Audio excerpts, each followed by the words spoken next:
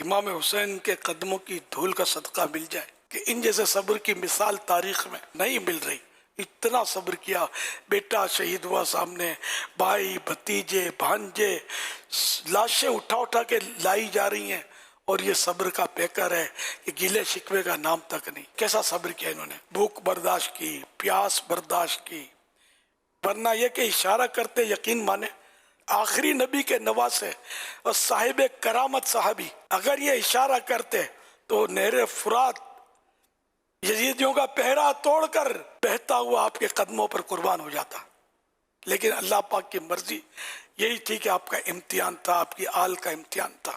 आपकी आल ने प्यास पर सब्र किया और हम है कि हमसे रोजा नहीं रखा जाता यार, कि हम कैसे है यार, हमसे रोजा नहीं रखा जाता। हमारी एक भारी तादाद है कि रमजान शरीफ का फर्ज रोजा नहीं रखती। हम किस तरह के आशिकाने साहबा अहले बैत हैं, हमसे रमजान शरीफ का रोजा तक नहीं रखा जाता। सच्ची तौबा करें अगर रोजे छूटे हैं और इनका हिसाब भी लगाएं, जितने छूटे हैं ये भी अदा करने होंगे।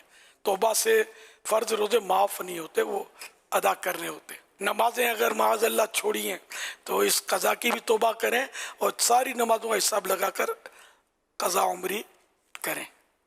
हुसैनी हैं हम लोग अल्हम्दुलिल्लाह। हम शहीद करबला के चाहने वाले हैं। तो शहीद करबला ने नमाजें पढ़ी हैं, रोजे रखे हैं, फिर इनके अखलाक आला, इनका किरदार साफ सुथरा, किसी को धोखा नहीं देना, किसी का माल नहीं छीनना, कभी झूठ नहीं बोलना, गाली नहीं निकालनी। तो ये सारे औसाफ हुसैनी जो हैं, है ना, हम पर भी तो इनकी छांव पड़े कुछ, है ना, और हम भी तो इनके दामन थाम कर इन गुनाहों से बचे, जो नेकियां की इन पर अमल की कोशिश करें। तो इस तरह मतलब यानी कि हकीकी मानों में हुसैनी बनकर मंजर आम पर आए, हकीकी मानों में आशिक सहाबा अहले बैत बनकर मुआशरे में उभरे। काश